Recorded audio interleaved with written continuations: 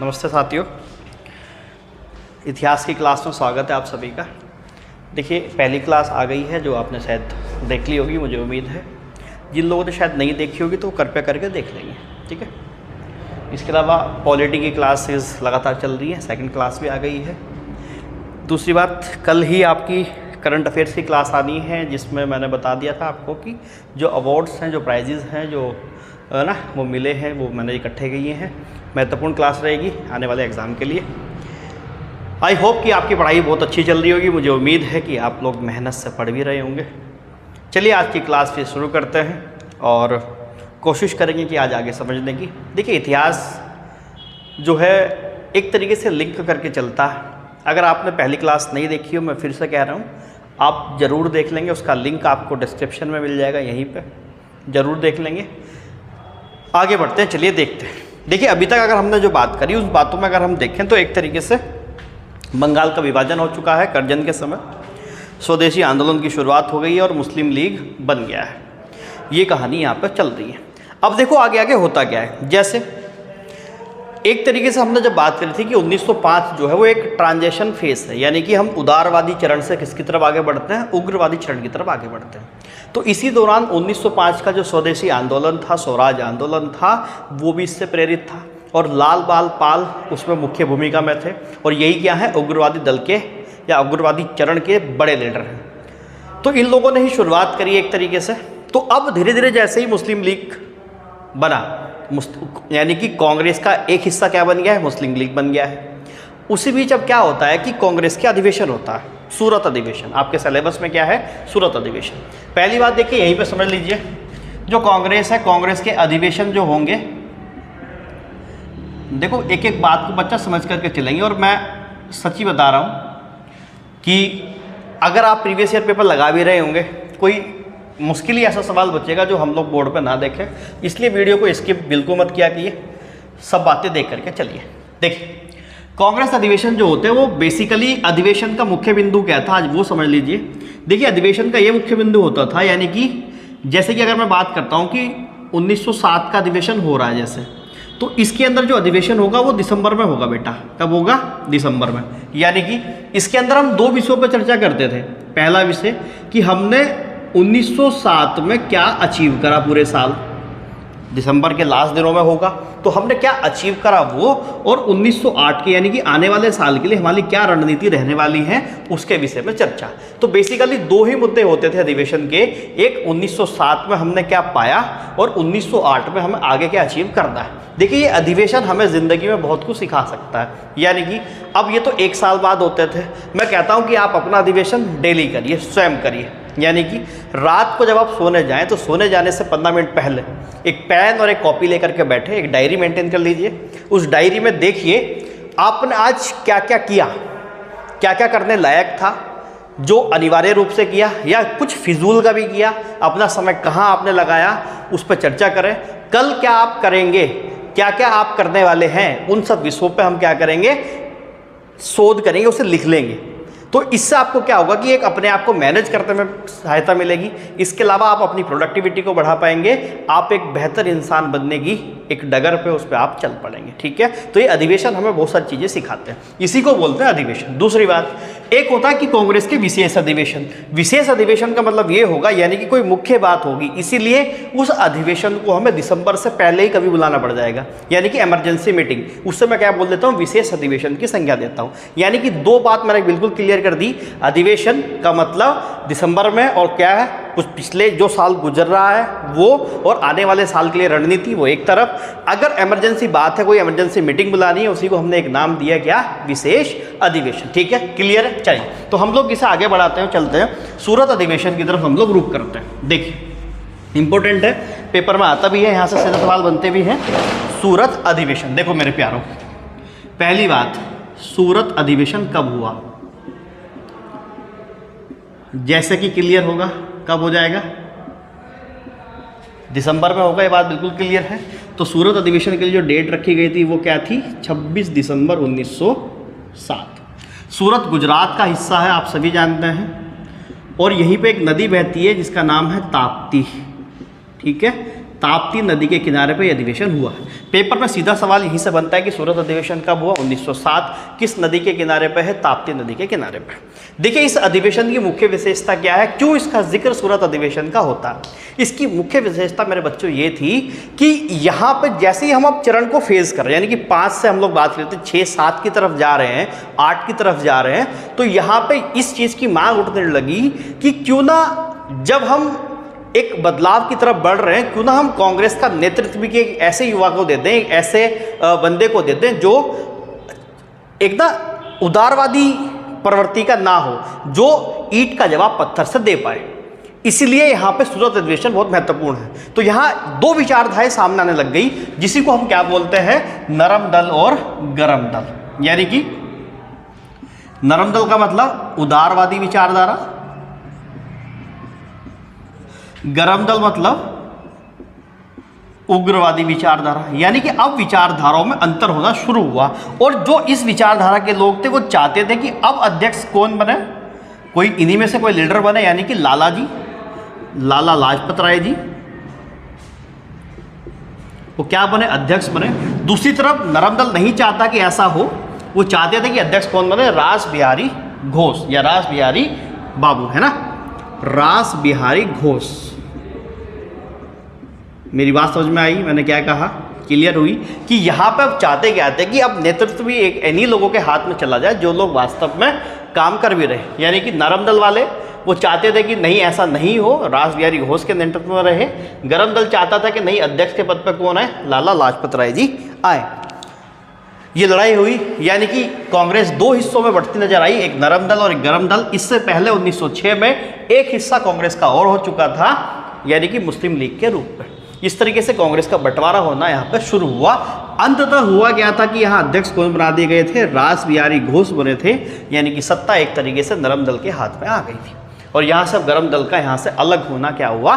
शुरू हुआ। ठीक है, चलिए अब देखिए होता क्या है। 1907 के बाद 1908 जब आता है, तो 1908 में यहाँ गरम दल के एक बड़े लीडर हैं जिनका नाम है लोकमान्य बाल गंगाधर तिलक। बाल गंगाधर तिलक एक बम विस्फोट का समर्थन करते हैं, और उसी की एवज में, उसी के परिणाम स्वरूप उन्हें क्या कर दिया जाता है? जेल में बंद कर दिया जाता है। वर्मा की एक जेल थी, म्यांमार जिसे हम लोग कहते हैं, म्यांमार की एक जेल में उन्हें बंद कर दिया जाता है। यानी कि 1908 में उन्हें जेल होती है, 6 साल की सज़ा होती है। वो अब 6 साल के बाद आएंगे। ठीक, जिस समय वो पकड़े गए उस समय कांग्रेस एक अच्छी तरीके से काम कर रही है। जो आपका गरम दल है, गरम दल के लीडर जो है वो एक जोश के साथ लगातार काम करते जा रहे हैं। इसी सिनेरियो के साथ वो जेल में बंद हो जाते हैं। अब देखिए आगे बढ़ते हैं। इसके बाद अब क्या होता है? याद करिए, हमने मुस्लिम लीग के बारे में कुछ पढ़ा था, और मुस्लिम लीग का आप तीसरा अधिवेशन जो हमने पढ़ा था वो कहाँ हुआ था? अमृतसर के अंदर 1908। इसलिए कह रहा हूँ कि पिछली वीडियो देख लीजिए। अगर जिन लोगों को पिछली वीडियो नहीं देखी भैया वो ज़रूर देख लो, क्योंकि पीछे से चीज़ें लिंक होकर के चलती हैं। बिल्कुल भी ऐसा मत करिए कि बीच में आ जाओगे तो शायद बात समझ में ना आए। और देखिए, पढ़िए बस मन लगा के, आ जाओ। देखो, तो 1908 में जो तीसरा अधिवेशन होता है, उस तीसरे अधिवेशन के अंदर क्या होता है कि मुस्लिम लीग एक तरीके से एक मांग करती है पृथक निर्वाचन मंडल की। ठीक है, पढ़ा था हम लोगों ने ये वाली बात। तो पृथक निर्वाचन मंडल क्या होता है? निर्वाचन मंडल क्या होता है?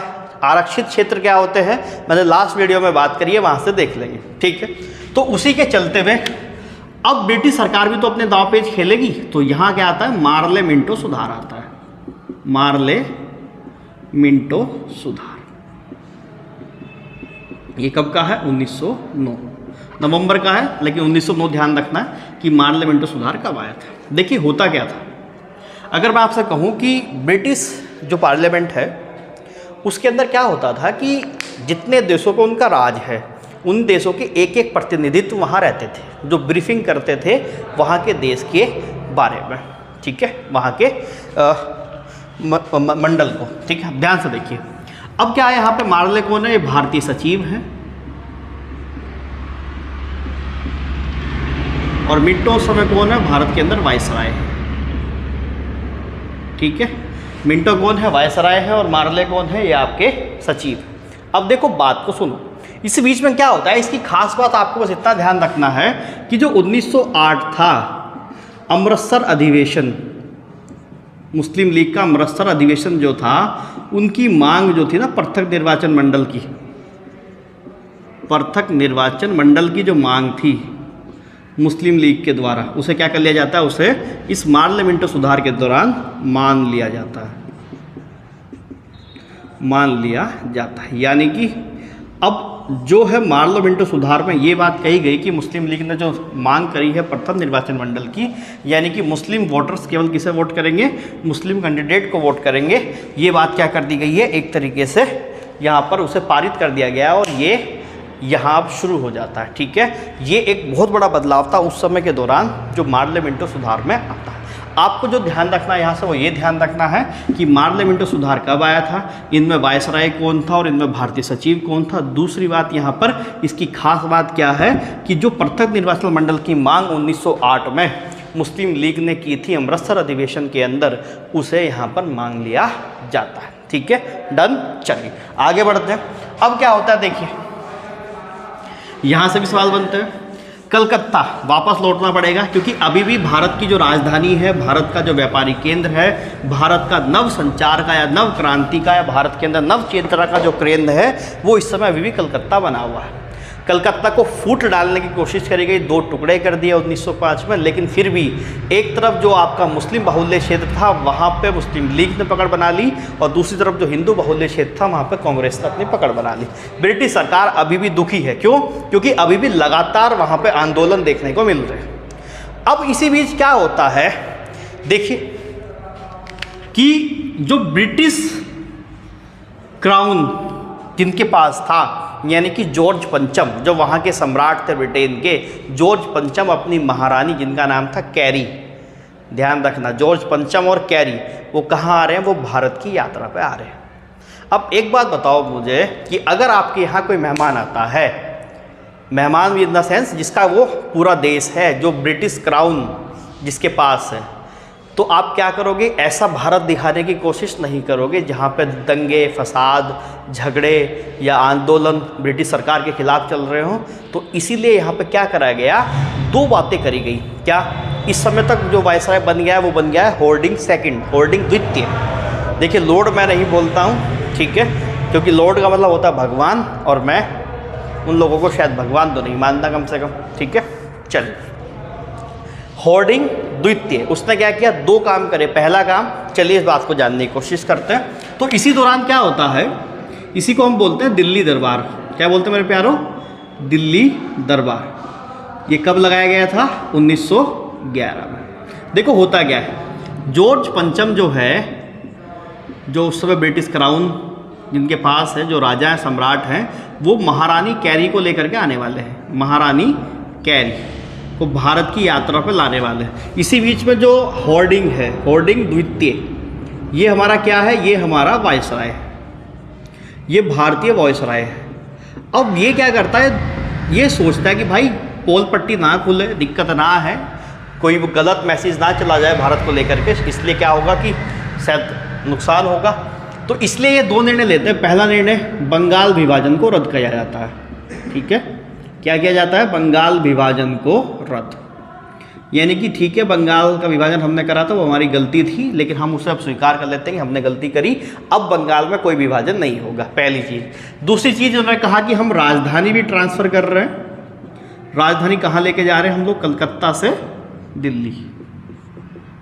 बात आई समझ में मेरे प्यारों, आई बात समझ में कुछ, कि राजधानी भी ट्रांसफ़र कर रहे हैं, कहाँ लेके जाएंगे, कलकत्ता से दिल्ली लेकर के राजधानी चले जाएंगे। तो 2 बात यहाँ सामने आई, किसने करी, होर्डिंग ने करी। ध्यान रखना, मोस्ट इंपॉर्टेंट सवाल बन जाता है कि बंगाल विभाजन रद्द किसने करा था, वो होर्डिंग द्वितीय, और बंगाल विभाजन करने वाला कौन था, वो था कर्जन। ध्यान रखना, इंपॉर्टेंट बात है। राजधानी को कहाँ लेके जाएंगे, कलकत्ता से दिल्ली। दिल्ली दरबार कब लगा, 11, और यहीं पर डाल देना कि राजधानी बेसिकली पूरी तरीके से जो स्थानांतरित करी गई थी वो कब से लागू हुआ था, ये राजधानी स्थानांतरित ये कब से हुई थी, ये 1 अप्रैल 1912 से। पेपर में सवाल बनते हैं, दोनों बनते हैं। निर्णय लिया गया था यह, और पूरी तरीके से दिल्ली राजधानी कब बन गया था, ये दिल्ली पर राजधानी लागू कब हुई थी, ये 1 अप्रैल 1912 के समय ये क्या हो गया था, यहाँ पे दिल्ली भारत की राजधानी बन गई थी। यहाँ तक कोई डाउट नहीं है? कोई डाउट है तो बिल्कुल कमेंट सेक्शन में मुझे बताना। मैंने बताया था कि अगर कोई भी प्रॉब्लम आपको होती है तो मेरा व्हाट्सएप नंबर आपके पास होना चाहिए, आप मुझे व्हाट्सएप कर सकते हैं किसी भी रिगार्डिंग, यहाँ मुझसे बात कर सकते हैं। मेरा नाम आशीष है, शायद आपको पता होगा, नहीं पता होगा तो आप पता कर लीजिए। अब आशीष शर्मा है। किसी भी चीज़ की रिकॉर्डिंग, कोई भी पेपर में समस्या आ रही हो, कोई भी समस्या है, देखिए आपने सुना होगा ग्रह क्लेश किसी का, है ना, दूसरी बात क्या है, जादू टोना, वशीकरण, कुछ भी अगर समस्या हो तो आप इस नंबर पर बात करना मुझसे, मैं आपकी समस्या का समाधान करने की कोशिश करूँगा। ठीक है, तो बताना मुझे, देखो समस्या बताओगे तो तभी हल होगी। कोई भी समस्या हो, पढ़ाई से रिलेटेड हो, किसी भी तरीके की हो, जो हम लोग अपने स्तर पर कर सकते हैं, तक्षशिला आपके साथ। ठीक है, बिल्कुल आगे बढ़ते हैं। देखिए थोड़ा सा आगे बढ़ते हैं, यहाँ के बाद सीधा आपने चलना। देखिए जो हमारे सिलेबस में है वो है होम रूल। ठीक है, अब देखिए कोशिश करते हैं होम रूल को देखने की। चला मेरे प्यारो, और देखो क्वालिटी 720 पे देखो, मज़ा आ रहा है सच्ची में। 720 पिक्सल पे बहुत अच्छी क्वालिटी आ रही है, आप उसे बिल्कुल भी मिस ना करो भाई। और देखिए हिंदी को साथ साथ पढ़ते रहिए। पर्यायवाची हम लोग बहुत अच्छी तरीके से कोशिश कर रहे हैं कि आपके सामने लाए जाए, मैनेज करने की कोशिश कर रहे हैं, उसे देखिए। इसके अलावा पॉलिटी की क्लास चल रही है, उसे देखिए। और मैं फिर से बता रहा हूँ कि कल दिन में फिर मैं क्लास लेके आ रहा हूँ, कौन सी, आपके अवार्ड्स को लेकर के, बहुत महत्वपूर्ण क्लास रहेगी, उसे बिल्कुल भी मिस मत करना मेरे प्यारे। देखो अब बात करेंगे किसकी, होम रूल आंदोलन की। अब देखिए नोट्स आपके हूबहू ऐसे होने चाहिए जैसे मैं बनाता हूं। अब देखो होम रूल आंदोलन की यहाँ बात करते हैं। होम रूल आंदोलन, अब पहले थोड़ी सी कहानी को सुनेंगे, मैं फिर आप लोगों को चर्चा करता हूं। देखिए इतिहास में ना चीज़ें आपस में लिंक होती है, और अगर आप लिंक करके पढ़ पाओगे तो आपके दिमाग में एक कहानी बनेगी, और वो विजुअलाइजेशन आपको पेपर में बहुत ज़्यादा हेल्प करेगा।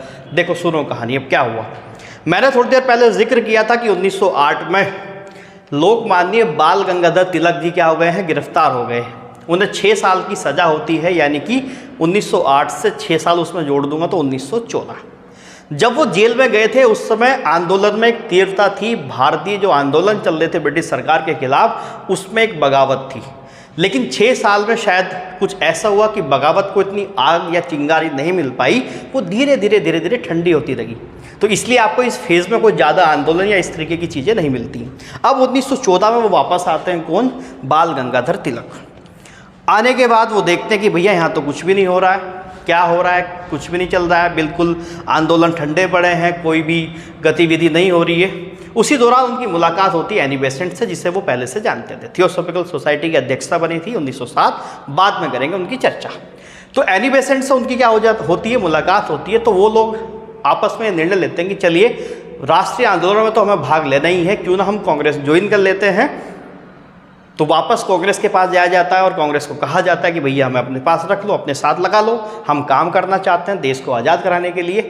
और कांग्रेस के दिमाग में एक बात वहाँ पर क्लियर थी कि 1907, अब याद करिए सूरत अधिवेशन, वहाँ पे बेसिकली 2 दल जो बटे थे, यानी कि कांग्रेस का विभाजन जो हुआ था, उसमें मुख्य भूमिका निभाने वाले कौन थे, लोकमान्य बाल गंगाधर तिलक। बात समझ में आई कुछ, नरम दल और गरम दल।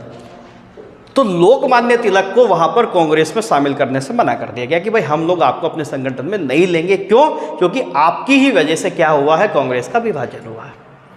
एक बार कोशिश करी, नहीं माने, दोबारा फिर से ट्राई करी, दोबारा से फिर से ट्राई करने के बाद भी वो बिल्कुल भी नहीं माने।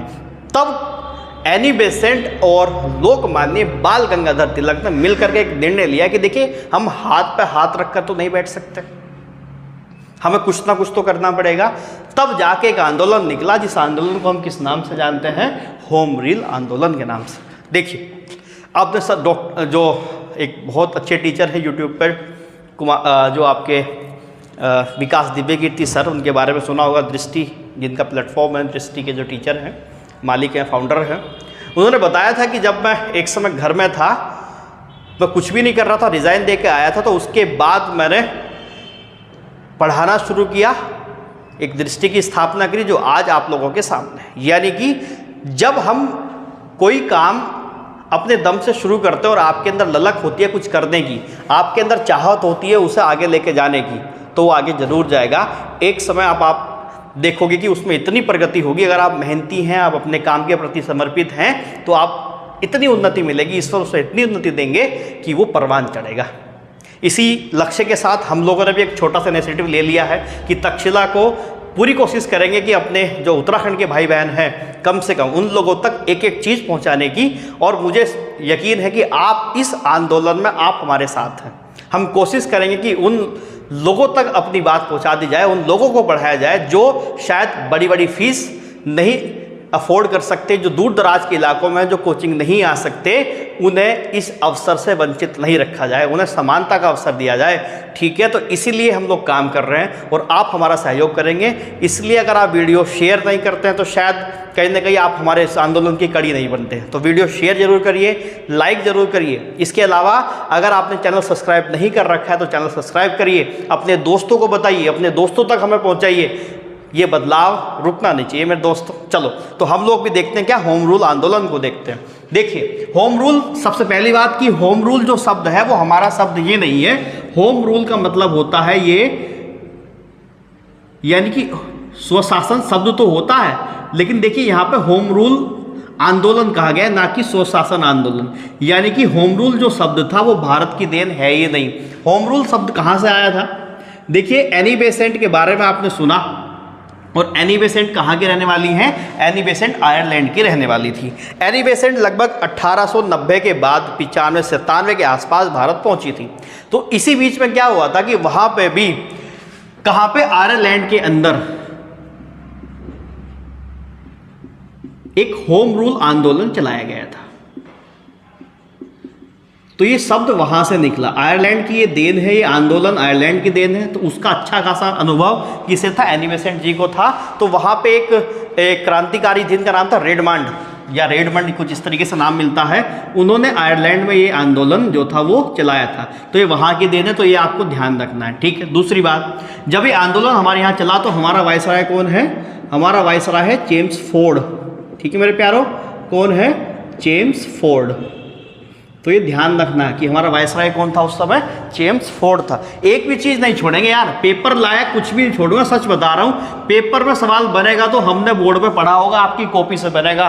ठीक है, देखो अब ढंग से बात को देखना। तो यहाँ पे क्या होता है कि होम रूल दो तरीके से वो देखने को मिलेगा आपको। देखिए यहाँ होता क्या है कि होम रूल जब चलाया गया तो एक तो होम रूल लीग है और एक होम रूल है। शुरुआत में ये था कि हम लोग साथ में चलाएंगे, लेकिन कुछ मतभेद के साथ, क्योंकि एनी बेसेंट का थोड़ा सा रुझान अब किस तरफ हो जाता है, क्योंकि वो थियोसॉफिकल सोसाइटी को चलाती हैं। वो एक तरीके से अगर मैं कहूँ तो आपका ईसाई धर्म के प्रचार प्रसार का काम वो करती हैं। दूसरी तरफ जो लोकमान्य बाल गंगाधर तिलक हैं वो पूर्णतः क्या है? पंडित हैं, और जो गणेश महोत्सव यानी हिंदू जो धर्म है उसके प्रचार की तरफ वो आते हैं। और एनी बेसेंट की थोड़ा सा क्या होता है कि रुझान मोहम्मद अली जिन्ना की तरफ थोड़ा बढ़ता है। तो इसलिए यहाँ पे दो फूट देखने को इसमें भी मिलती हैं। इसलिए होम रूल आंदोलन एक नहीं है, ये दो है, ध्यान से सुनना। तो होम रूल लीग की शुरुआत करी जाती है यहाँ पे, होम रूल लीग आंदोलन, होम रूल लीग आंदोलन। ये कब शुरुआत करी गई इसकी? ध्यान रखना, डेट 28 अप्रैल 1916। शर्मा जी जरा एक बार देख लियो कि वीडियो में आ रहा है क्या सब कुछ। 28 अप्रैल 1916 सही से दिख रहा है? ठीक है, ठीक, चलो कंटिन्यू करते हैं। होम रूल आंदोलन 28 अप्रैल 1916 को इसकी शुरुआत होती है। शुरुआत करने वाले व्यक्ति कौन है? बाल गंगाधर तिलक। बाल गंगाधर तिलक, ठीक है, बाल गंगाधर तिलक इसकी शुरुआत करने वाले व्यक्ति हैं। होम रूल लीग, ये वही होम रूल लीग है जहां आपने बद्रीदत्त पांडे को सुना होगा उत्तराखंड के अंदर। देखिए वहां पे यही गड़बड़ मुझे समझ में नहीं आती कि बाल गंगाधर तिलक साहब ने तो ये 28 अप्रैल 1916 को शुरू करी, और उत्तराखंड में ये 1914 में पढ़ते हैं हम लोग। और ये भी बात कन्फर्म है कि बद्रीदत्त पांडे किसके शागिर्द हैं? बाल गंगाधर तिलक के शागिर्द हैं। तो ये पता नहीं किस तरीके से उत्तराखंड के इतिहास में से रखा गया है, चलो वो बाद में बात करेंगे, पहले यहाँ बात करते हैं। देखिए बाल गंगाधर तिलक के साथ 2-3-4 बातें हमें ध्यान में रखनी है। पहली चीज, इन्हें क्या बोलते हैं? लोकमान्य की उपाधि मिली है। लोकमान्य यानी लोगों के नेता, लोग इन्हें अपना नेता मानते थे। दूसरी बात, इन्हें जब ये जेल में थे, याद करिए 1908 से 1914 के बीच ये वर्मा की जेल में रहे, तो उसी जेल के दौरान इन्होंने वहाँ जेलर से रिक्वेस्ट करके कॉपी किताब मंगाई और वहाँ पे किताब लिखी जिसका नाम क्या है? गीता रहस्य। बड़ी खूबसूरत किताब है, मौका लगेगा तो कभी पढ़ेंगे। ठीक है, ध्यान रखना किसकी है, बाल गंगाधर तिलक की है। तीसरी बात, आगे बढ़े तो इन्होंने क्या किया था कि एक आपने अगर सुना होगा कि ये एक तरीके से ना उग्रवादी चरण के बड़े लीडर्स में इनका नाम आता है, इसलिए एक इतिहासकार थे वी चिरोल, ध्यान रखना ये नाम भी कभी कभी पूछ लेते हैं, वी चिरोल करके एक व्यक्ति है, उन्होंने इसे बाल गंगाधर तिलक को अशांति का जनक कहा है। ठीक है, अशांति का जनक, ठीक है, यानी कि भारतीय उपद्रव के पिता, भारतीय उपद्रव के पिता, ये किसे कहा गया है, लोकमान्य बाल गंगाधर तिलक को। और इसके अलावा क्योंकि इनका जन्म कहाँ पे है, इनका जन्म महाराष्ट्र के अंदर है, और महाराष्ट्र में आप सभी ने सुना होगा कि गणेश महोत्सव को बहुत अच्छे से मनाया जाता है। तो गणेश महोत्सव की जो शुरुआत कराने वाले थे वो कौन थे, बाल गंगाधर तिलक थे। तो गणेश महोत्सव की शुरुआत भी किन्होंने करवाई थी, ये भी बाल गंगाधर तिलक साहब ने ही करवाई थी। ठीक है, तो यहाँ आपको 3-4 बातें इनसे ध्यान रखनी है। लोकमान्य, गीता रहस्य, अशांति के जनक या भारतीय उपद्रव के पिता, किसने कहा था, चिरोल ने, वी चिरोल, ध्यान रख सकते हैं। और गणेश महोत्सव की शुरुआत बाल गंगाधर तिलक, यहाँ तक कोई दिक्कत नहीं है। कब शुरू हुआ, 28 अप्रैल 1916। दूसरी बात ध्यान से सुनना, ये महाराष्ट्र के रहने वाले हैं, और तो ये अपने आंदोलन की शुरुआत कहाँ से करी इन्होंने, महाराष्ट्र से करी। तो ये आंदोलन बेसिकली जो काम कर रहा है वो महाराष्ट्र और कर्नाटक वाले एरिया में काम कर रहा है। कहाँ पे, महाराष्ट्र और कर्नाटक। ढंग से देखना, अगर आप देखोगे भारतीय मैप को तो ये एक तरीके से मैं आपसे कहूँ तो ये आपका महाराष्ट्र है, और महाराष्ट्र के नीचे छोटा सा गोवा, और गोवा के साथ ही लग जाता है क्या, कर्नाटका। ये इलाका आपका क्या बन जाता है, कर्नाटका। तो ये महाराष्ट्र और जो कर्नाटका वाला इलाका है, इस इलाके में ये आंदोलन क्या कर रहा है, काम कर रहा है। ठीक है, ध्यान रखना। इसलिए इसका मुख्यालय कहाँ बनाया गया था, मुख्यालय ऐसी जगह बनाया गया बेलगांव में, और बेलगांव कहाँ पे है, कर्नाटक में। बेलगांव कहाँ पे है, कर्नाटक के अंदर है। और बेलगांव अधिवेशन आप सभी जानते हैं, अगर महात्मा गांधी के बारे में आपने सुना हो तो केवल कांग्रेस अधिवेशनों की एक बार अध्यक्षता करी है महात्मा गांधी जी ने, और वो बेलगांव अधिवेशन था 1924 में। आगे आगे पढ़ेंगे, एक एक चीज़ बताऊंगा, चिंता मत करिए, मज़ा आ जाएगा यार। देखो, तो बेलगांव के अंदर क्या बनाया गया, मुख्यालय बनाया गया। इसके अलावा देखिए होम रूल लीग का मेन उद्देश्य क्या है, यानी कि जैसे कि हमने जाना कि होम रूल का मतलब ही क्या है, स्वदेश, यानी कि अपना अधिकार। तो इसी आंदोलन के दौरान हमारे जो लोकमान्य बाल गंगाधर तिलक जी थे, उन्होंने एक नारा दिया था क्या, कि स्वराज मेरा जन्मसिद्ध अधिकार है, मैं इसे लेकर रहूँगा। स्वराज मेरा जन्मसिद्ध अधिकार है, मैं इसे लेकर रहूँगा। ठीक है, और इस तरीके से यहाँ पे होम रूल लीग जो है वो चलता है। हालांकि होम रूल लीग में जुड़ने वाले जितने लोग हैं वो सब के सब कौन है, युवा वर्ग है। ये ध्यान रखना, ये युवा वर्ग है। और ये आंदोलन ज़्यादा लंबा इसलिए नहीं चल पाया क्योंकि एक तो महात्मा गांधी की एंट्री हो जाती है, दूसरी बात 1920 में इनका निधन हो जाता है बाल गंगाधर तिलक जी का, इसलिए ये आंदोलन ज़्यादा बलीभूत हो नहीं पाया। ठीक है, चलिए, अगर आप उत्तराखंड पढ़ते हैं तो मुझे बताना कि बाल गंगाधर तिलक और बद्रीदत्त पांडे की कुल कितनी मुलाकातें हुई। ठीक है, जरूर बता रहा मुझे भाई। ठीक है, कमेंट सेक्शन में मैं इंतजार करूंगा आप सभी का कि बद्रीदत्त पांडे जी और बाल गंगाधर तिलक की कुल कितनी मुलाकातें हुई। ठीक है, तो ये बात आपने नोट कर ली। दूसरी तरफ चर्चा करते हैं अब एनी बेसेंट जी की। एनी बेसेंट का जो होम रूल है वो ज़्यादा लंबे समय तक एक्चुअली चल नहीं पाया है। ठीक है, ये किसे बोलते हैं, होम रूल आंदोलन। दोनों में अंतर समझ लेना मेरे प्यारों, ये होम रूल लीग है मेरे बच्चे, और ये क्या है, होम रूल आंदोलन। इसकी जो शुरुआत होती है वो कब होती है, ये भी 1916 में ही होता है, लेकिन 3 सितंबर 1916 में इसकी क्या होती है, शुरुआत होती है। और इसे कौन चलाता है, एनी बेसेंट। कौन चलाता है, एनी बेसेंट जी, जो आयरलैंड की रहने वाली है वो चलाती है। ठीक है, देखो बात को समझना, धीरे धीरे क्या होता है कि एनी बेसेंट जब यहाँ आई थी तो किस लिए आई थी, थियोसॉफिकल सोसाइटी के साथ आई थी, या थियोसॉफिकल सोसाइटी की चर्चा करने के लिए आई थी। थियोसॉफिकल का मतलब आप जान सकते हैं, थियो का मतलब होता है गॉड, सोफी का मतलब होता है ज्ञान, यानी कि भगवान गॉड, जो ईसाई धर्म को ये लोग मानते थे, तो गॉड के ज्ञान को बढ़ाने के लिए, उसके प्रचार प्रसार करने के लिए एक सोसाइटी है, थियोसॉफिकल सोसाइटी। चर्चा करेंगे, आगे चर्चा करेंगे, घबराना नहीं है। तो एनी बेसेंट उसलिए यहाँ पे आई थी, और वो मुख्यतः थियोसॉफिकल सोसाइटी, अगर आपने इतिहास कभी सुना पढ़ा या जाना होगा तो वो मुख्यतः जो काम करती थी, वो काम करती थी कहाँ पे? कलकत्ता वाले एरिया में, मद्रास वाले एरिया में, ठीक है। तो इसीलिए एनी बेसेंट ने जब इसकी स्थापना करी होम रूल आंदोलन की, तो कहाँ पे बेसिकली मुख्य बिंदु कहाँ पे इसका? ये मद्रास में है, मद्रास और तमिलनाडु वाले इलाके में। यानी कि भारत में अगर मैप को देखोगे तो उस समय देखिए राज्य तो थे नहीं, तो ये पूरा इलाका क्या है? ये पूरा इलाका मद्रास और तमिलनाडु के कैटेगरी में आता है। ये कलकत्ता वगैरह है ना, ये पूरे ये मद्रास वगैरह, इस तरफ चेन्नई वगैरह जो इलाका है वो सब इसी के अंदर आता है, ठीक है, ध्यान रखेंगे। तो इसका एनीवेज इसका मुख्यालय कहाँ पे है? वो मद्रास में जगह पड़ती है अडियार, अडियार मद्रास, ये इसका मुख्यालय है, यहाँ काम कर रहे हैं। इसके अलावा स्वशासन को स्थापित करना इसका उद्देश्य था, स्वशासन को स्थापित। ज़्यादा बेहतर तरीके से नहीं चल पाया। एनी बेसेंट का जो जिक्र होता है वो थियोसॉफिकल सोसाइटी के पॉइंट ऑफ व्यू से ज़्यादा देखने को मिलता है। तो इस तरीके से आपने देखा कि 2 होम रूल लीग, ध्यान से दोबारा समझ लेते हैं। आयरलैंड रेडमोंड होम रूल आंदोलन शुरू यहाँ से हुई है, वायसराय चेम्सफोर्ड है। मुख्यतः आपको ध्यान रखना है होम रूल लीग आंदोलन, इसकी शुरुआत कब होती है? 28 अप्रैल 1916 में बाल गंगाधर तिलक से। इनसे ध्यान रखना कि लोकमान्य ये हैं, गीता रहस्य इन्होंने लिखी, जेल के अंदर लिखी है, ठीक है। अशांति का जनक इन्हें बोला गया है। किसने बोला है? वी चिरोल करके एक इतिहासकार है, उसने बोला है।